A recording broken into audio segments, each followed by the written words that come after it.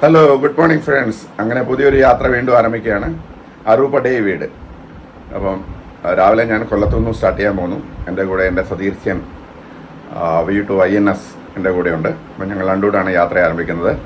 അപ്പം നമുക്ക് അതിൻ്റെ കാഴ്ചകളിലേക്ക് കിടക്കാം. അറൂപ്പടേ വീട്. അപ്പോൾ നമ്മൾ V2INSുമായിട്ടുള്ള യാത്ര സ്റ്റാർട്ട് ചെയ്യാണ്.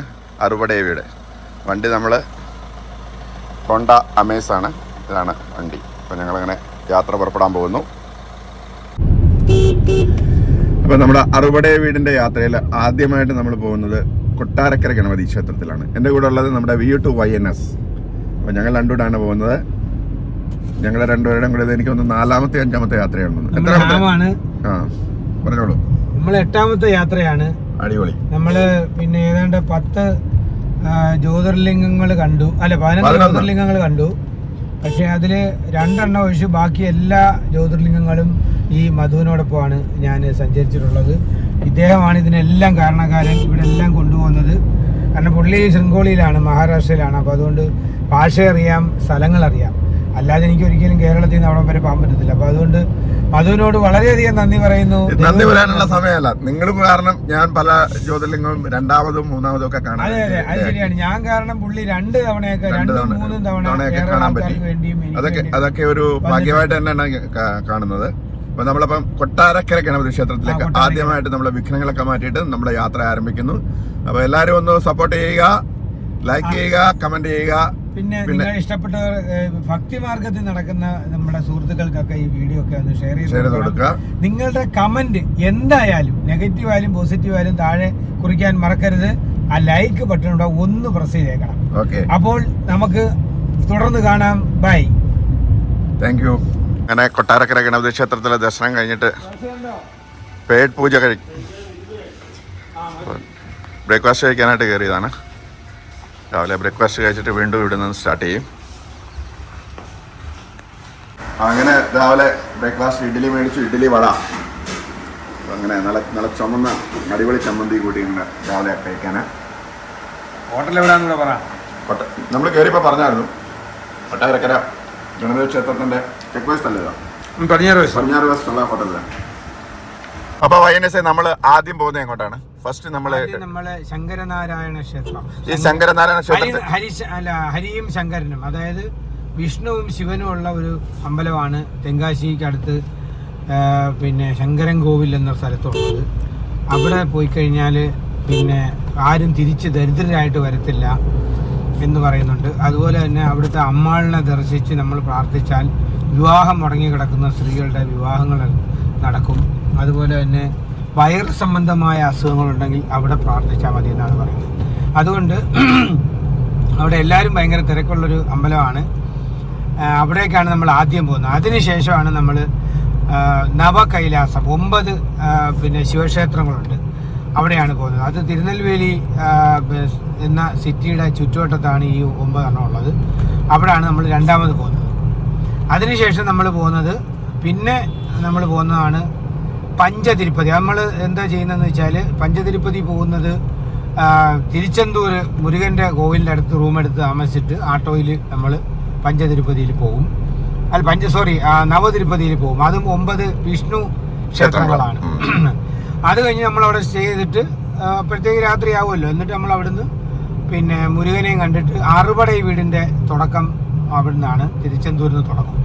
പിന്നെ ഇനി അവിടെ ചെന്നിട്ട് വേണം എങ്ങോട്ട് പോകുമ്പോഴാണ് എളുപ്പം എന്നുള്ള ബാക്കിയുള്ള 5 ക്ഷേത്രങ്ങൾ ദർശിക്കണം. അപ്പോൾ ഈ അറുപടൈ വീടെന്ന് പറഞ്ഞാൽ ഏതൊക്കെ അമ്പലങ്ങളാണ്? അറുപടൈ വീടെന്ന് പറഞ്ഞാൽ തിരുത്തണി, പഴനി, സ്വാമിമലൈ, പഴമുതിർച്ചോലൈ, പിന്നെ തിരുപ്പുറംകുണ്ട്രം, അങ്ങനെ 6 ക്ഷേത്രങ്ങളാണുള്ളത്. അതെല്ലാം മലയുടെ മേളിലാണ് അല്ലേ? അല്ല, അങ്ങനൊന്നുമില്ല. ഒന്ന് പിന്നെ മധുരയ്ക്ക് അടുത്താണ്. അപ്പോൾ ഇനിയിപ്പോൾ നമ്മൾ പോയിട്ട് തിരിച്ചു വരുമോ എന്നുള്ളത് നോക്കണം. കാരണം നമ്മളിപ്പം പിന്നെ ആദ്യം പോകുന്ന അമ്പലത്തിന് അവിടുന്ന് ഇടത്തോട്ട് തിരിഞ്ഞ് പോകുന്നതാണ് മധുരൈ എന്നാണ് എൻ്റെ തോന്നൽ. അങ്ങനെയാണെങ്കിൽ നമ്മൾ ആദ്യം അത് പോയിട്ട് തിരിച്ചു വരേണ്ട വരും. അതെന്തായാലും അതിന് ഇതുവരെ ഒന്നും നോക്കിയില്ല. അപ്പോൾ അത് നോക്കിയിട്ടാണ് നമ്മൾ ഇന്നത്തെ യാത്ര പ്ലാൻ ചെയ്യാൻ പോകുന്നത്. അങ്ങനെ ഞങ്ങൾ തമിഴ്നാട്ടിലേക്ക് പ്രവേശിക്കാൻ പോവുകയാണ്. നല്ല മനോഹരമായ കാഴ്ചകൾ, മുഴുവൻ എയർപിൻ വളവുകൾ. അങ്ങനെ ഞങ്ങൾ യാത്ര തുടർന്നു തമിഴ്നാട്ടിലോട്ട് ഇറങ്ങുന്നു. വലിയൊരു വളവുണ്ട്. ലോറി നിർത്തിയിട്ടാണ് അടിപൊളി അവിടെ പോകുന്നത്. അതിപ്പോൾ നിങ്ങൾക്ക് കാണാം.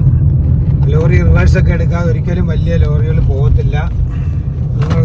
വളവാണ്. അങ്ങനെ ഇത് അങ്ങനെയാണ് നമ്മുടെ സാരഥി INS ആണ്. ആദ്യം പുള്ളി വണ്ടിയൊക്കെ തന്നു കഴിഞ്ഞ് പേടിച്ചിട്ട് വീണ്ടും തിരിച്ചു മേടിച്ചിരിക്കുകയാണ്. കാരണം പതുക്കെ ഓടിക്കൂ. ഇവിടെ വലിയ ലോറികൾ നിർത്തി സാധനങ്ങളൊക്കെ ഇറക്കി തിരിച്ചിട്ടൊക്കെ പോകത്തുള്ളൂ. കാരണം ഇല്ലാതെ വണ്ടി ഒറ്റയടിക്ക് ഇറങ്ങത്തില്ല. അത്ര വലിയ വളവാണ്. അങ്ങനെ ബോർഡർ ആയോ? ബോർഡർ അതാണ്ട് ഇത് ബോർഡർ കണ്ടില്ലേ? അങ്ങനെ ഇതാണ് തമിഴ്നാട് കേരള ബോർഡർ നമ്മൾ എത്തിയിരിക്കുന്നു. ചെങ്കോട്ട റീജിയണിൽ കയറി കഴിഞ്ഞു. അങ്ങനെ നമ്മൾ തമിഴ്നാട്ടിലേക്ക് പ്രവേശിച്ചിരിക്കുകയാണ്. ബോർഡ് കണ്ടോ? ഇനിയിപ്പോ തമിഴ്നാട്ടില് തമിഴ് ബോർഡുകളാണ് ഇപ്പൊ കാണുന്നത്. ചെങ്കോട്ട 10 കിലോമീറ്റർ, തിരുമംഗലം 150 കിലോമീറ്റർ. നമ്മളങ്ങനെ യാത്ര തുടർന്നുകൊണ്ടിരിക്കുന്നു. തിരുമംഗലം എന്ന് വെച്ചാൽ അറിയാമല്ലോ, ഈ വീരപ്പന്റെ നാട്. നമുക്ക് അവിടെ പോകാൻ പറ്റുമോ? അതുവഴിയാണ് പോകുന്നത്. അതുവഴി അങ്ങോട്ട് നമ്മൾ പോകുന്നില്ലല്ലോ. ഇതുണ്ട് നല്ല മനോഹരമായ ഒരു ആല്. ഈ ഫോട്ടോ നിങ്ങൾക്ക് കാണാൻ എന്റെ ആൽബത്തിൽ. അപ്പൊ നമ്മുടെ കൂട്ടുകാരന്റെ ചാനലിലൂടെ ഒന്ന് സബ്സ്ക്രൈബ് ചെയ്തേക്കാം. Travel tech mania. എല്ലാരും ഒന്ന് സബ്സ്ക്രൈബ് ചെയ്തേക്കാം, ഒന്ന് സപ്പോർട്ട് ചെയ്തേക്കാം. ഹര ഹർ മഹാദേവ്. ഇപ്പോൾ തമിഴ്നാട്ടിലെത്തിയപ്പോഴത്തേക്ക് കൃഷിയൊക്കെ തുടങ്ങി. നെല്ലിന്റെ കൃഷിയാണ് നിങ്ങൾ കാണുന്നത്. അടിപൊളി വ്യൂ ആണ് ഇവിടെ. ഇങ്ങനെ കതിരായി നീക്കുന്ന നെല്ലാണ് നിങ്ങൾ കാണുന്നത്. ഇതാണ് തെങ്കാശി റൂട്ടാണ്. എന്താണ് പറയുക, ചെങ്കോട്ടയ്ക്ക് പോകുന്ന വഴിയാണ് കാണുന്നത്. എല്ലാ ഫോട്ടോഗ്രാഫർമാരും നിർത്തി ഫോട്ടോ എടുക്കുന്ന ഒരു സ്ഥലമാണ് നിങ്ങൾ ഈ ബാക്കിൽ കാണുന്നത്. നമ്മളുടെ കേരളത്തിൻ്റെ, അതായത് കോട്ടയം ജില്ലയുടെ ഇടുക്കി ജില്ലയുടെ എൻഡാണ് നിങ്ങൾ ബാക്കിൽ കാണുന്ന ആ കുന്നുകളെന്ന് പറയുന്നത്. മനോഹരമായ സ്ഥലങ്ങളാണ് ഇവിടെ. അതുകൊണ്ട് നെൽപ്പാടങ്ങളും മരങ്ങളും ഒക്കെ തിങ്ങി നിറഞ്ഞ് നിൽക്കുന്ന ഒരു സ്ഥലമാണിത്. പിറകിൽ നെൽപ്പാടങ്ങളാണ്, പിന്നെ വയലേലകളൊക്കെ ഉണ്ട്. ഇവിടെയൊക്കെ കുറച്ച് സ്ഥലത്തേ ഉള്ളൂ, ബാക്കി എല്ലായിടത്തും ആൾക്കാർ കുറവാണ്. അടിപൊളി വ്യൂ ആണ്. അങ്ങനെ തമിഴ്നാട്ടില് നമ്മളെ പ്രവേശിച്ചിരിക്കുകയാണ്. അവിടെയാണ് ഭയങ്കര സംഭവങ്ങളാണ്, ഒന്നും ഒരു രക്ഷയില്ലാത്ത സ്ഥലമാണ്. അടിപൊളി. അപ്പൊ നമുക്ക് യാത്ര വീണ്ടും പുനരാരംഭിക്കാം. പുളിയേറയെന്ന് എത്ര കിലോമീറ്റർ ഉണ്ട് ഇനി അങ്ങോട്ട്? 14 കിലോമീറ്റർ ചെങ്കോട്ട. അങ്ങോട്ടുള്ള ദൂരത്തെ കുറിച്ച് എനിക്ക് ഒരു ഐഡിയ ഇല്ല. നമ്മൾ എവിടെയെങ്കിലും നിർത്തി ആരെങ്കിലും അണ്ണാച്ചിമാരെ ചോദിക്കേണ്ടിയിരിക്കുന്നു. എന്ത് രസമുള്ള വഴിയല്ലേ ഇപ്പൊ? അതെ, തമിഴ്നാട് എനിക്ക് ഏറ്റവും കൂടുതൽ ഇഷ്ടമുള്ള സ്ഥലമാണ്. കാരണം നല്ല പച്ചപ്പ്, പിന്നെ നല്ല ലാൻഡ്സ്കേപ്പ്. നമ്മുടെ ഇവിടെയൊക്കെ എന്ന് പറഞ്ഞാലും ഉള്ള മരങ്ങൾ വെട്ടിക്കളയാണ്, ഇവർ വെച്ച് പിടിപ്പിക്കുകയാണ്. തെങ്ങിൻതോപ്പ് നോക്കി. മറ്റേ ക്യാമറ ഓൺ ചെയ്യും. ക്യാമറ അതാണ് ഈ തമിഴ്നാടിന്റെ പ്രത്യേകതയാണ്. ലാൻഡ്സ്കേപ്പ് ഭയങ്കരമാണ്, മനോഹരമായ കാഴ്ചകളാണ് തമിഴ്നാട്ടിൽ കാണാൻ പറ്റുന്നത്. പക്ഷെ കേരളത്തിൽ അങ്ങനെയല്ല. കേരളത്തിലുള്ളതെല്ലാം വെട്ടി നശിപ്പിക്കുക, ഇവിടെ അവർ വെച്ച് പിടിപ്പിക്കും. മാത്രമല്ല, നമ്മുടെ ഇവിടെ എനിക്കറിയത്തില്ല, എന്തായാലും എന്റെ ഒരു അനുഭവം വെച്ച് പറയാമെങ്കിൽ നമ്മൾ അവിടെ കാണാത്തതിനേക്കാൾ കൂടുതൽ ക്ലൗഡ്സ് ഇവിടെ കാണാൻ പറ്റും. വെള്ളി മേഘങ്ങൾ, നീലാകാശം, എന്ത് രസമായിരിക്കും. കേശവപുരം ഇവിടെയൊക്കെ 10 സെന്റ് നല്ല കാറ്റുള്ള സ്ഥലമാണ്. മിക്കവാറും ഞാൻ മേടിക്കാനുള്ള സാധ്യതയുണ്ട്. കാരണം ഇപ്പുറത്ത് കാണുന്ന മല കണ്ടോ, നമ്മൾ കോട്ടയം ഇടുക്കി ജില്ലയുടെ എൻഡാണ് ആ കാണുന്നത്. അവിടെ നിന്ന് ഇങ്ങോട്ട് നല്ല കാറ്റാ. അപ്പോൾ ഈ അവിടെ ചെന്ന് കിഴക്കൻ കാറ്റ് ഈ മലയിൽ തട്ടി ഇങ്ങോട്ട് അടിക്കുന്നതുകൊണ്ടാണ് നമുക്ക് ഇവിടെ നല്ല കാറ്റ് കിട്ടുന്നത്. അപ്പോൾ ഈ ഒരു പ്രത്യേകത്തിന്, ഈ പുളിയറ എന്ന് പറയുന്ന സ്ഥലത്തിന് എപ്പോഴും കാറ്റാണ്. ഇവിടെ ഒരു ലേക്ക് പോലെ ലേക്ക് ഉണ്ടല്ലോ. വെള്ളമില്ല എന്നൊക്കെ ആൾക്കാർ പറയുന്നേ ഉള്ളൂ. പക്ഷെ നല്ലൊരു ലേക്ക് ഇതുണ്ട്. അടിപൊളി സ്ഥലമാണ്. അപ്പൊ നമ്മുടെ കേരളത്തിലെ, പക്ഷെ ഇവിടുത്തെ ക്ലൗഡ്സ് നല്ല രസമുണ്ട് കേട്ടോ. അദ്ദേഹം പറഞ്ഞു നമ്മുടെ അവിടുത്തേക്കാളും കൂടുതൽ ക്ലൗഡ്സ് ഇവിടെ കാണാൻ പറ്റുന്നുണ്ട്. അതിന്റെ രഹസ്യം എന്താണെന്ന് ചോദിച്ചാൽ എനിക്കറിയത്തില്ല. അടിപൊളി. നാഗർകോവിൽ ഇവിടുന്ന് 145 കിലോമീറ്റർ. അങ്ങനെ നമ്മൾ കാറ്റാടിപ്പാടങ്ങളുടെ ഇടയിൽ കൂടെ ഓടിക്കൊണ്ടിരിക്കുകയാണ്. ശങ്കരൻകോവിലേക്ക് പോയിക്കൊണ്ടിരിക്കുകയാണ്. സ്ട്രേറ്റ് ആണ്. ശങ്കരൻകോവിലേക്ക് സ്ട്രേറ്റ് ആണ്. നമ്മൾ അങ്ങനെ കാറ്റാടിപ്പാടങ്ങളിൽ കൂടെ ഓടിക്കൊണ്ടിരിക്കുകയാണ്. എന്നിടയിൽ ഒരു വെതർ സ്റ്റേഷൻ വെച്ചിട്ടുണ്ട്, കണ്ടോ? Weather station. അങ്ങനെ ഞങ്ങളൊരു ശങ്കരൻകോവിൽ പോകുന്ന വഴിക്കേണ്ട ഒരു അമ്പലമാണ്. അതിൻ്റെ വ്യൂ ആണ് നിങ്ങൾ കാണുന്നത്. ശങ്കരൻകോവിലേക്കുള്ള വഴിയിലുള്ള ഒരു ചെറിയൊരു അമ്പലമാണ്.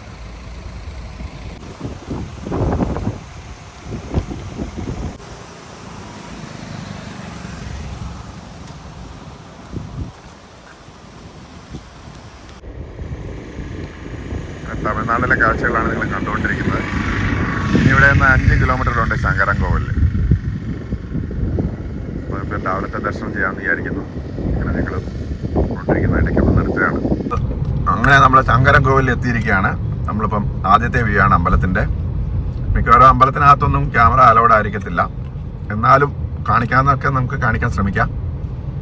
അങ്ങനെ ശങ്കരൻ കോവിലിൽ എത്തിയിരിക്കുന്നു, ആദ്യത്തെ ഡെസ്റ്റിനേഷൻ.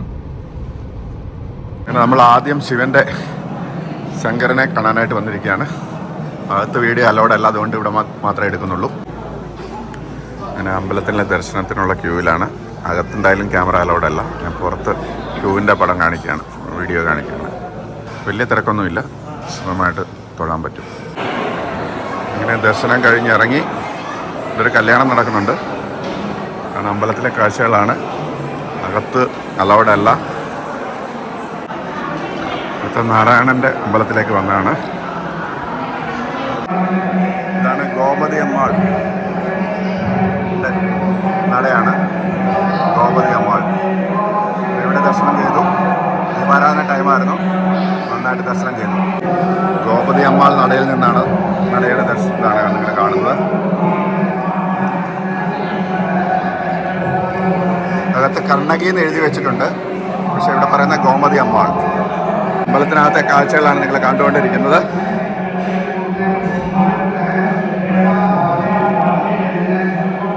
ഇതാണ് ശങ്കരനാരായണ സ്വാമി ടെമ്പിളിൻ്റെ നടയാണ് കാണുന്നത്. നമ്മൾ അമ്പലത്തിൻ്റെ അകത്തൂടെ നടക്കാണ്. വളരെ വിശാലമായ ഇതാണ്.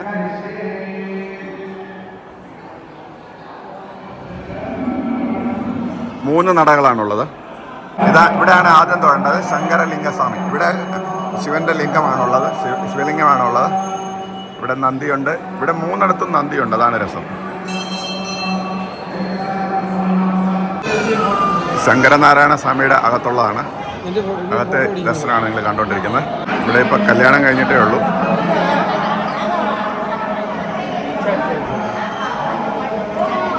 ഈ അമ്പലത്തിൽ ഇന്ന് 2-3 കല്യാണം ഉണ്ടായിരുന്നു. നമ്മൾ അമ്പലത്തിലേക്ക് കല്യാണം നടന്നുകൊണ്ടിരിക്കുകയാണ്.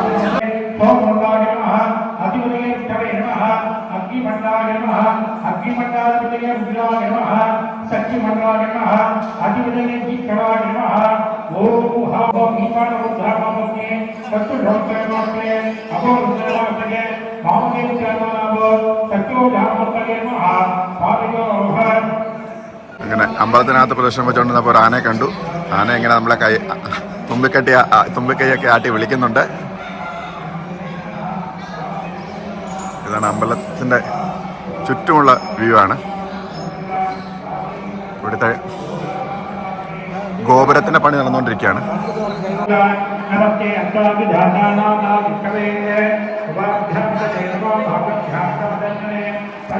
അമ്പലത്തിനകത്തെ വ്യൂ ആണ് കാണുന്നത്.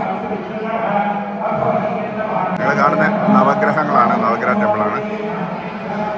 നമ്മളിങ്ങനെ അമ്പലത്തിൻ്റെ ചുറ്റും അകത്തൂടെ നടക്കുകയാണ്. വളരെ വിശാലമായ ഇതാണ്. ഇപ്പം നമ്മൾ ശങ്കരലിംഗസ്വാമിയിലാണ്. ഇവിടുത്തെ പ്രത്യേകത എന്ന് പറഞ്ഞാൽ ശിവനും മഹാവിഷ്ണുവും കൂടെ ഒറ്റ ഇതിലാണ്. വളരെ വിശാലമാണ് അമ്പലത്തിൻ്റെ കോമ്പൗണ്ട്.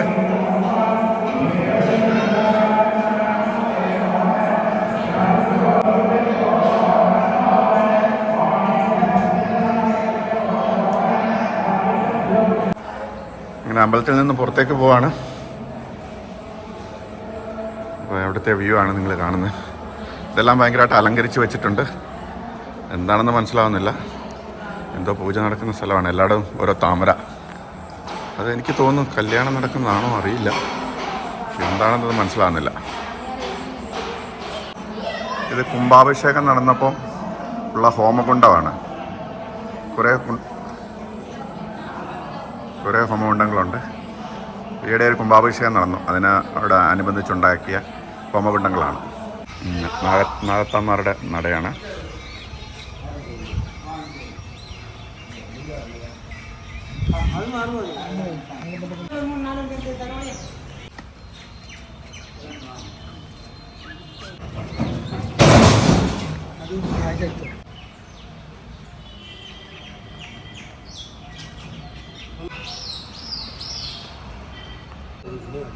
അങ്ങനെ നമ്മൾ ശങ്കരനാരായൺ അമ്പലത്തിലെ ദർശനമെല്ലാം കഴിഞ്ഞു. അപ്പം നമ്മുടെ ഇപ്പോഴത്തെ വീഡിയോ ഇതോടെ അവസാനിക്കുന്നു. വീണ്ടും പുതിയൊരു വീഡിയോയുമായി കാണുന്നവരെ നമസ്കാരം. Bye bye. എല്ലാവരും ഒന്ന് സപ്പോർട്ട് ചെയ്യുക. 73 ബൈ ബൈ.